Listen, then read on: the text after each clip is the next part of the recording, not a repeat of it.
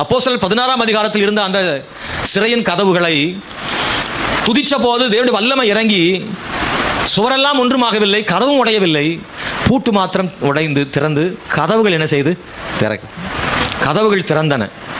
பவுலுடைய கைகளிலும் சீலாவுடைய கைகளிலும் கால்களிலும் இருக்கிற அந்த விலங்கு சங்கிலிகள் எல்லாம் என்ன செய்யுது? கலண்டு கீழே தானாக விழுகிறது. இது என்ன விதமான பூமி எதிர்ச்சின்னு தெரியல. எதிர்ச்சி தேவனாகிய கர்த்தர் துதியினாலே தேவ வல்லமை இறங்கி வந்து கிரியை செய்தது. இவைகளெல்லாம் பைபிள் ஒரு ஆதாரமாக இருக்கிறது. தேவனை துதிக்கிற பிள்ளைகளுக்காக வானம் திறக்கப்படும், கதவுகள் திறக்கப்படும். தேவன் தம்முடைய பிரசன்னத்தை, தேவனுடைய வல்லமையை கீழே அனுப்புகிறார் என்பதை மறந்துடுவார். துதியினாலே விடுதலை உண்டாகிறது. அவர்கள் துதித்து பாடினார்கள், அவர்கள் எல்லாரும் கேட்டுக்கொண்டிருந்தார்கள். ஒரு வசனம், காவலில் வைக்கப்பட்டவர்கள் அதை கேட்டுக்கொண்டிருந்தார்கள். நம்மள மாதிரி பாடி இருந்தா கேட்பாங்களா? தூரத்திலும் இருந்திருக்க கூடும். ஆனால் அவர்கள் பாடின பாடல்களை எல்லாருக்கும் கேட்கும்படி சத்தமாய் பாடினார்கள். சத்தமாய் பாடுவதனால் ஒரு விடுதலை உண்டாகிறது.